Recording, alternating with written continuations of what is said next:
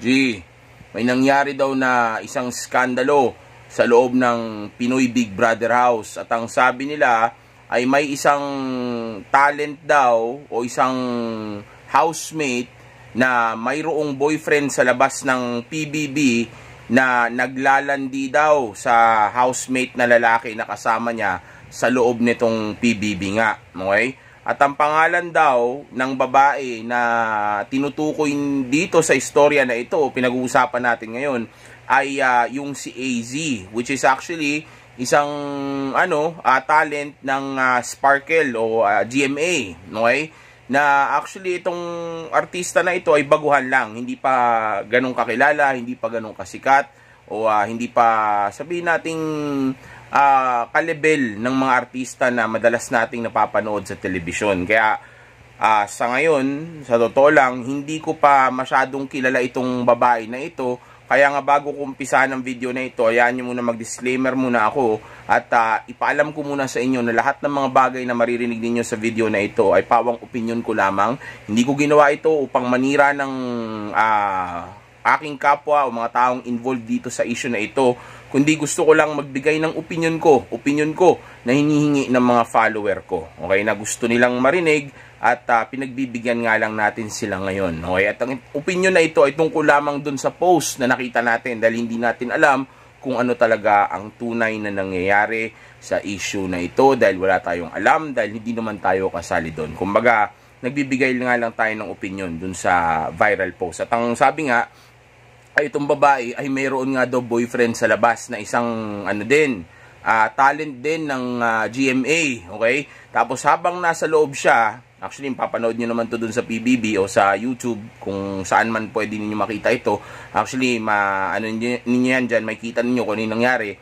Kung saan nga daw itong dalawa na ito ay nag-flirt. Actually, yung babae lang ang nag-flirt. Okay, makikita nyo naman dyan, ilalagay ko yung screenshot nung post. Okay, na kung saan yung babae na may boyfriend ay biglang nagtapat o nagpropose o sabi dun sa lalaki na crush niya, nakasama niya dun sa PBB na na crush niya nga raw ito, na like niya ito. Actually, yun yung pagkakasabi niya, I like you. Okay, yun ang pagkakasabi niya dito. At nung sinabi niya yun dun sa lalaki na yun, pagkasabi ni AZ dun kay Dustin, okay, correct me if I'm wrong, okay, pagkakasabi kasi hindi ko kilala itong mga to okay, so hindi kasi ako nanonood masyado ng TV, so wala akong masyadong alam sa mga background nila. Ang sabi nga daw nung AZ na yun doon sa Dustin ay gusto niya ito o like niya nga daw ito, at pagkatapos niya raw sabihin ito, mga G, yung Dustin nag-walk out. Okay, tumalikod imbis na mag-flirt siya doon sa babae na iyon, which is actually salute, okay, o sabihin natin dapat pinapalakpakan o WhatsApp, o sabihin natin isang bagay na dapat na sabihin natin kinakahangaan. Yun yung tamang way. Kasi nga, ito palang lalaki na ito, itong si Dustin, ay kaibigan din nung Larkin, which is actually yung boyfriend naman nung AZ na nasa loob ng PBB House. Okay, si AZ nasa PBB House, si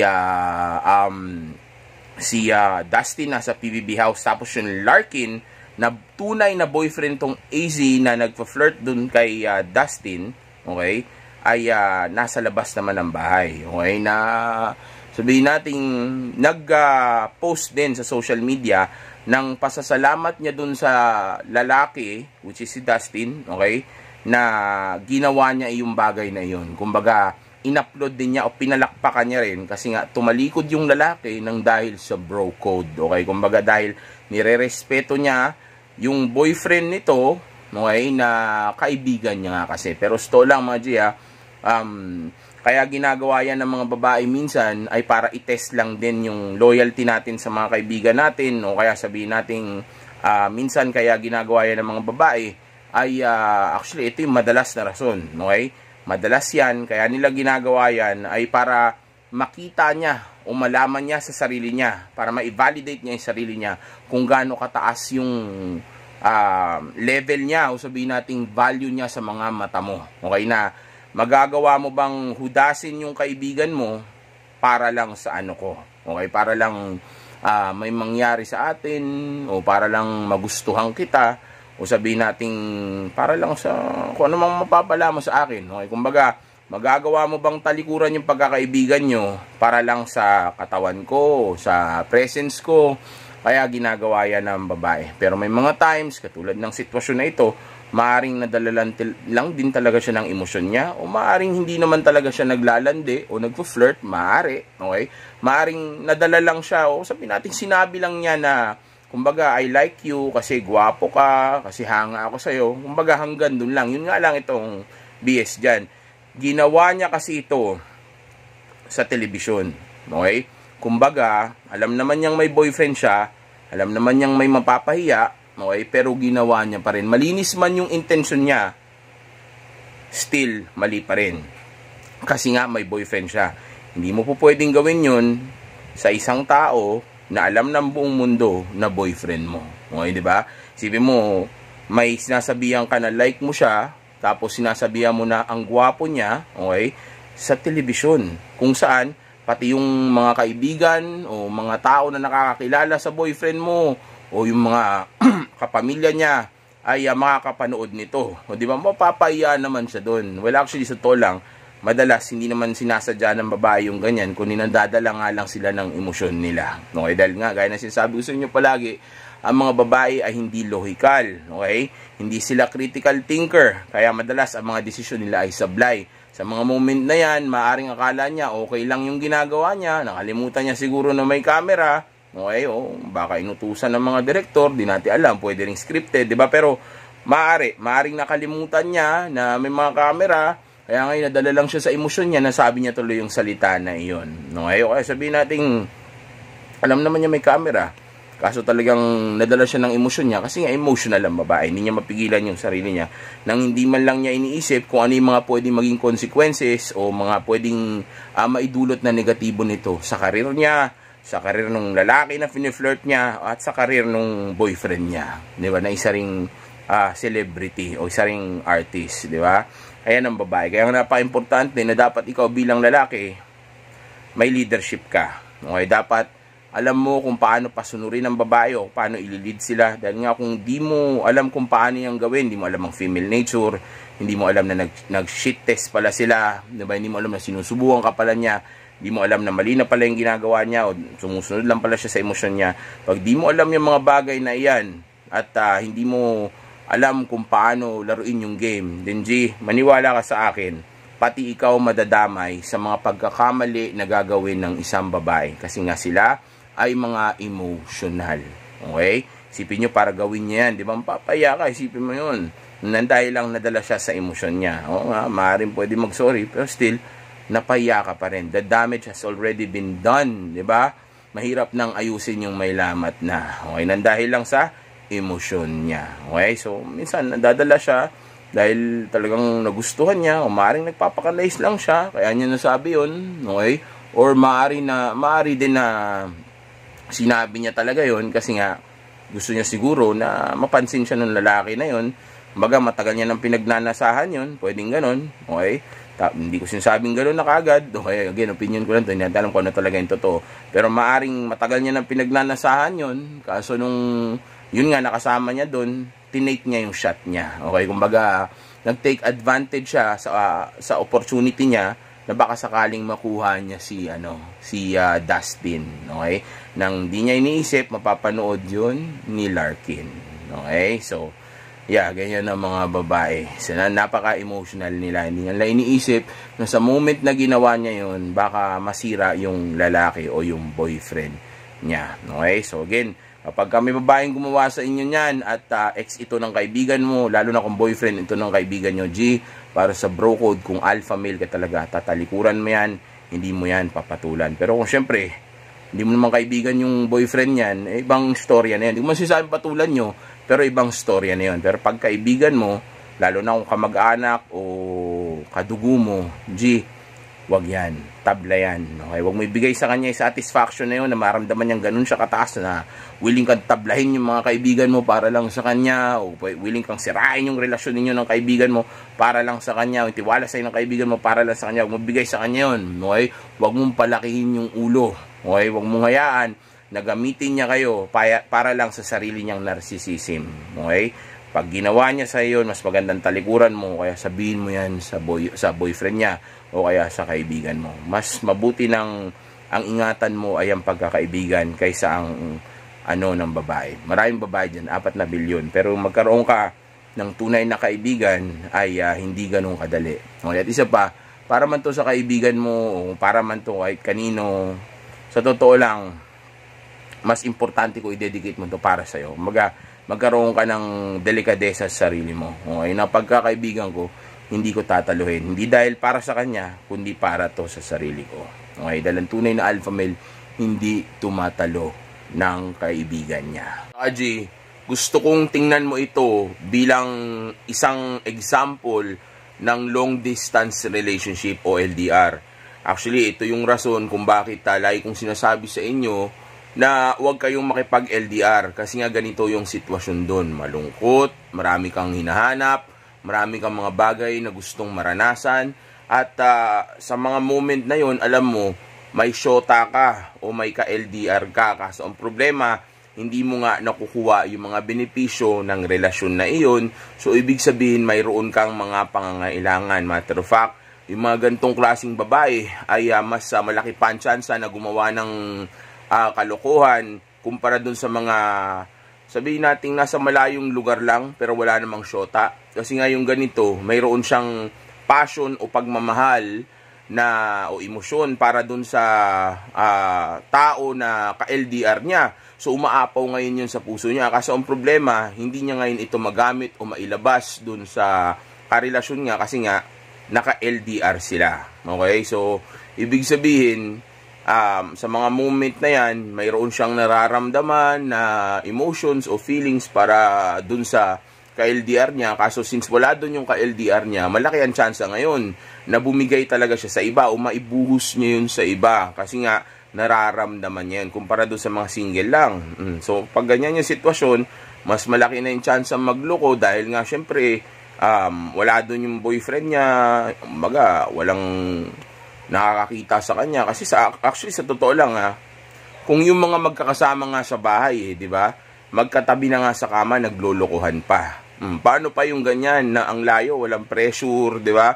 Walang makakaalam, tapos may mga pangangailangan ka sa katawan, gusto mong may mangyari sa inyo pero hindi nyo magawa ng boyfriend nyo kasi nga malayo ka, tapos malungkot ka dahil alam mo may boyfriend ka pero wala kang makausap ng mga bagay na gusto mong sabihin sa isang boyfriend, no? Diba? So, since merong ibang tao sa paligid na mas madaling makausap o makuha sa mga moment na yon, may mga times talaga, actually madalas talaga, may nag-cheat sa LDR. Diyan bumibigay ang babae sa ganyang klaseng sitwasyon kasi nga malungkot ang LDR. Fake relationship yan. Isipin mo, may karelasyon ka pero hindi mo nakukuha yung mga benepisyo dun sa relasyon na iyon. So, mawawalan ka talaga ng gana. Tapos yung pagkawala mo ng gana dun sa relationship na yun, may kasabay yun na passion para dun sa relationship ninyo. Tapos biglang may makikilala ka na lalaki na reachable o yung pwede mong maabot. Di ba kaya nga lagi ko sinasabi sa inyo, minsan nag-cheat ang ka-LDR ng isang tao ng hindi naman dahil mas mataas yung value nung isang tao na pinag-cheatan niya o yung lalaki niya. Hindi ganun yun. Minsan kahit mas mababa pa yung value nung isang lalaki, basta't pwede siya ngayon. O kaya sabihin natin sa mga oras na ito ay siya yung abot kamay niya. Then malaki ang chance ang bumigay siya doon kasi nga abot kamay niya yun. Oo nga, mas gwapo, mas mayaman, mas magaling yung boyfriend niya. Kaso LDR naman sila. Ito, hindi man siya ganun kagwapo, at least pasado sa minimum looks requirement niya, at least kahit paano pasok sa preference niya, pero reachable, di ba? Abot kamay niya, di ba? Pwede silang mag-abot kamay, o di ba? So, ang laki ng chance na mangyari. Again, sa LDR, palaging may nag-cheat, okay? It's either yung lalaki o yung babae. Basta for sure may mag-cheat dyan. Napakarami ko mga client na nasa LDR na hinahandle ko hanggang ngayon. Na sa totoo lang, hindi maganda ang mga kinalabasan nung kanila nung di pa nila ako nakakausap. Pero ngayon natutulungan ko na sila. Pero yun nga, gaya ng sabi ko, kabisado ko ito. Alam ko yung nangyayari dyan. Isipin mo, may mga pangangailangan ka. Gusto mo may kasama ka manood, gusto mo mong may kasama kang kumain, o may mga kausap ka, o may mga kasabay ka lumabas. Tapos lahat ng mga moments na yun na gusto mong i-share sa ibang tao, dahil syempre special sa iyo yung ibang mga moment doon, hindi mo ngayon magawa. Di ba? So yung lungkot na yun, na na iipon yun, hanggang sa dumating yung time na of course bumuhos yun sa ibang tao. Kasi nga, wala doon yung tao na pwede niyang pagbuhusan nun. Well, nakakausap naman niya, pero hindi yun enough para sabihin nating maramdaman niya yung dapat niyang maramdaman para dun sa bagay na yun. So kung iba ngayon na magpaparamdam nun, umaapaw yun, then alam mo na mangyayari, di ba? Matatapon yung umaapaw na di ba? Yung sagusagong umaapaw na yun, magtatatalsik talaga yun, di ba? Yung pakiramdam na yun. Okay, so yeah, huwag kayo mag-LDR, kalokohan yan, malaki ang chance talaga na ma-cheat ka dyan, at madalas niyan, yung ibang nag-cheat dyan sa LDR, hindi mo naman nalalaman na nag-cheat sila talaga. Dahil napakadali nga kasing itago. Pero one thing is for sure, may mag-cheat talaga dyan. Kasi nga malungkot yung ganyang klaseng sitwasyon. Dahil again, ang advisable ay kahit man lang sana isang beses sa isang linggo, lumalabas kayo. So ngayon, kung hindi nangyayari yung bagay na yun, at hindi kayo lumalabas ng isang beses sa isang linggo, then hindi na balance yung relationship ninyo. Kahit mag-chat pa kayo, mag-video call pa kayo na fake naman, di ba? Dahil sino kausap mo doon? Yung cellphone mo. Di ba doon ka lang cellphone nakatingin, lalo na kung may ginagawa na kayong kababalagan sa cellphone. So ibig sabihin, ang kaanuhan mo yung cellphone mo. Di ba? Parang ang gago nun, sinsira mo yung sarili mo. Ang low tingnan. Di ba? So kahit na ganun pa kayo, malungkot pa rin yun kasi may kulang pa rin. So one thing is for sure, dahil of course kaya nga kayo nakipagrelasyon para sumaya, di ba? Tapos malungkot kayo, then yeah, of course hanapin ng mga tao na nasa LDR yung kulang sa relationship na mayroon sila. Okay, so iwasan niyo ang LDR na yan, walang may dudulot na maganda sa inyo. Napakaraming babae sa buong mundo. Okay, hindi kailangan magtiis kayo sa isang babae na halos hindi nyo naman nakukuha yung para sa iyo. Sa babae nakukuha niya, kasi nakukuha niya yung maaaring nakukuha niya yung atensyon ng lalaki pag nag-uusap sila sa phone. So kahit paano masaya siya doon ng konti, pero paano ikaw bilang lalaki hindi mo nakuha yung mo, 'di ba? Yung dapat mo makuha sa kanya, 'di ba? Sa loob ng kama, kasi nga hindi pwede ngayon 'yon. So ano mangyayari? Mababatingin sa ng babae kasi pwede niya isipin na wala ka bang ibang option? Talaga magtitiis ka ng ganito tayo? Ang low value mo naman, 'di ba? Wala bang iba nagkaagusto sa iyo? Baka ako lang nagkaagusto sa iyo. So ang dami ngayong question sa utak diyan hanggang sa mauwi na pwedeng hiwalayan ka niya o kaya mag-cheat siya sa'yo kasi nga ang baba na ng tingin niya sa'yo. Sige mo, papayag ka ng ganun. Kahit walang nangyayari sa atin, basta kwentuhan lang. Hindi, alam naman ng babae na hindi lang yun ang gusto ng lalaki. Maring sabihin natin kaya mong tiisin yun sa sarili mo. Hindi ka naman katulad ng lalaki na iniisip ng babae mo. Pero one thing is for sure, talagang bababa ang tingin ng babae na to sa'yo kasi nga isipin niya, ba't ka nagtitiis? Di ba? Ba't ka pumapayag ng ganito? At maraming pang beses niyan na i-test ka ng babae kung aalis ka ba o hindi. So ngayon, pag nakita niya hindi ka aalis sa ganong klaseng relasyon, tapos binabastos ka pa niya, hindi ka pa rin maalis, then ano mangyari? Bababa nga ng bababa yung tingin niya sa'yo hanggang pwede mauwi sa hiwalayan o kaya sa cheating. Pero again hindi lang babae nag-cheat sa ganito, even mga lalaki nag-cheat talaga, lalo na sa ibang bansa. So yan ang malaking chance kung bakit nagkaganyan yung babae na yun, bakit niya nasabi yun ni AZ. Kasi nga, maaring nalulungkot siya sa sitwasyon. Naka-LDR kasi sila. Nadadala siya sa sitwasyon na mayroon siya. Nakakalimutan niya na may boyfriend siya. Okay? Ganun yan. Kaya nga, gusto kong tingnan nyo to, panoorin nyo to para makita nyo yung sitwasyon na to. Ganyan ang LDR. Isipin mo, ang alam mo, okay kayo ng girlfriend mo, hindi mo alam, nakikipag-flirt na pala siya sa iba. Diba? Wala kang kaalam-alam. Ganun sa LDR. Ganun yung mga kausap nyo, mga LDR nyo, di ba? Sabihin sa'yo, okay lang kayo, mag-I love you pa, di ba? Paparamdam sa'yo, mahal na mahal ka niya. Biglang all of a sudden, someday, magtatapat sa'yo, ayaw na sa'yo, kaya iiwanan ka, o kaya may mahuhuli ka sa kanya. Kasi nga, hindi mo naman nakikita yung nangyayari doon. Kaya nga sabi ko sa inyo, yung mga couple nga, di ba? Yung couple nga na magkasama sa loob ng isang bahay, naglolokohan na eh. Paano pa kayo na hindi nyo nakikita ang isa't isa? Diba? Napakadaling mag-cheat. Isang magandang timing lang yan. Isang moment lang na matimingan niya ng ibang lalaki. G, maniwala ka sa akin, bibigay yan. 100%.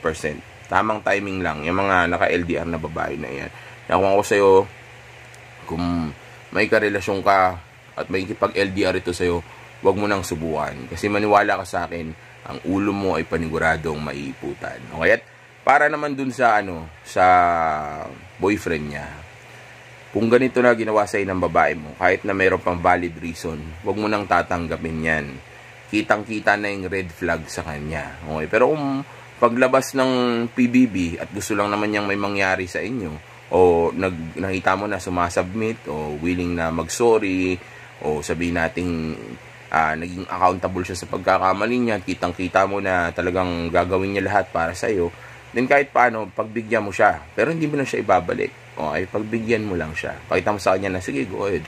Tunayan mo sa akin na talagang gusto mong ayusin yung relasyon natin. Pero sa ngayon, syempre, hindi muna kayo. Dapat yan, hiwalayan mo pa rin. Okay? Kumbaga, tapusin mo yung relasyon, tapos pagbigyan mo siya na ayusin niya yung relasyon ninyo. Tapos, pakinabangan mo na lang. Okay? Total naman, ginawa niya na sa iyo. Kahit kailan, wag mo nang bigyan ng relasyon yan. Okay? Kumbaga, sa moment kasi na yun, nasa iyo lahat ng power. Okay? Dahil ikaw nga ang hinahabol niya. So ngayon, kung nasa yung power at ikaw hinahabol niya, then bakit di mo gamitin yung power na yun sa ngayon? Someday, maghihiwalay din naman kayo ng tuluyan kasi nga, of course, may ginawa siyang hindi tama sa'yo. O so someday, maghihiwalay din kayo. So kung gusto mong kahit paano tumaas ang tingin niya sa'yo, then huwag mong tanggapin yung relationship na yun. O kaya makipaghiwalay ka, pakita mo sa kanya na hindi tama yung ginawa niya sa'yo. Tapos pagbigyan mo siya na ayusin yun. Sabi niya, ayusin natin to, hindi ko naman sinasadya, nadala lang ako ng gano'n. Sabi mo, sabi mo sa kanya, sa ngayon, hindi ko priority ang pakikipagrelasyon. Pero sige, hayaan kita na magkaroon ng opportunity na ipakita sa akin na sincere ka sa pakikipag-ayos sa akin. Okay, tapos gawin nyo na kung ano munang gusto nyo gawin sa mga moment na yun. Ako, ang ay papayo ko sa'yo, pagka ang babae lumalapit sa'yo, umihingi ng paumanhin o nagipag-ayos o naghahabol sa'yo, pasubmitin mo fully. Isang bagay na pwede mong gawin dyan, pag nagkita kayo, pagawain mo yan ng isang bagay na hindi niya gagawin sa ibang tao. Tapos, papainvestin mo siya sa'yo eh. Okay? So, like for example, may ex ako dating nagipagbalikan sa akin. Di ba, kinuwento ko sa inyo, pinagsayaw ko ng nakatanggal yung mga niya, di ba? Tapos, playful lang, di seryoso. Playful lang, habang nagsasayaw siya sa harapan ko. Ganon. O kaya, paglinisin mo ng kotse mo, okay? Nang walang shirt, okay, nakabura lang, mga ganon. Kumbaga, pagawain mo siya ng isang bagay na hindi niya gagawin para sa ibang tao, na kaya niyang patunayan na gagawin niya para sa iyo. Okay, tapos pagkatapos nun, pag may nangyari sa inyo, palunukin mo o kaya padilain mo ng cheese mo sa likod na cheese mo sa butas ng donut mo sa likod mo. Okay? Alam mo na 'yan. Padila mo yung butas ng donut mo, okay? Tapos ipalunok mo yung milk tea mo sa kanya. Okay, na sago-sago. Ipalunok mo yun sa kanya para mag-invest siya. Okay? So pagsayawin mo ng ng katulad ng sinabi ko kanina, tapos habang sabihin nating may nangyayari sa inyo, pagka malapit ka na, ipainom mo yung milk tea mo na sago-sago sa kanya.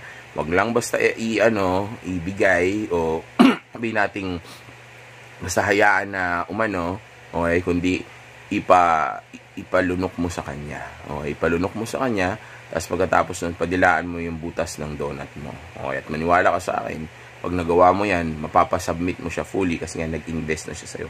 Sino man naman gusto makipaghiwalay ng dumila ng butas ng donut, di ba? Siyempre ayaw nila yan. Tsaka lalo na, kung nilunok niya yung sago-sago mo na, na milk tea, then of course, mas mag-iingat siya o mas alagaan niya yung relationship ninyo. Kasi nga, ang dami niya ininvest, di ba? Nagsayaw na siya, lumunok pa siya, tapos dumila pa siya sa butas ng donut, di ba? So, hindi niya basta papabayaan nyo, papahalagahan niya yung relasyon ninyo at mas lalo niya pang gagalingan. Kasi nga, may nagawa na siyang bagay na hindi niya basta gagawin at ginawa niya yun para sa iyo. So, ganun ba siya katanga para pabayaan yun? Siyempre, hindi, di ba? So, yeah. Pero bilang lalaki, huwag mo nang tatanggapin yung ganyan. Kasi nga, pag tinanggap mo ulit na magkaroon kayo ng relasyon ng ganyan, of course, mas lalo lalaki ang ulo niyan at uulitin lang niya yan sa'yo kasi may kita niya na low value ka pala. Tapos kung gawin sa'yo, payag ka ulit na maging okay tayo? Wala ka bang iba? Hindi mo lang ba respetado sarili mo? Hindi ba? O tsaka, ganun ka ba kapatay na patay sa akin na kahit nagawin ko na to, mag-stay ka pa rin at magiging understanding? Oo nga, maaaring may rason siya, pero still, binastos ka pa rin niya. Kaya, importante na disiplinahin mo yan o kaya hiwalayan mo na. Well, actually, hiwalayan mo naman na talaga yan. Pero mas maganda kung gamitin mo pa rin. Lalo kung bagong labas, di ba? Gigil na gigil yun, di ba? Ang galing mag-perform nun. So, bakit mo naman hayaan na hindi maranasan yung sitwasyon na yun? Para sa'yo yun. Kumbaga, bawi niya yun sa nagawa niyang kasalanan. Okay, nangyari na yung nangyari.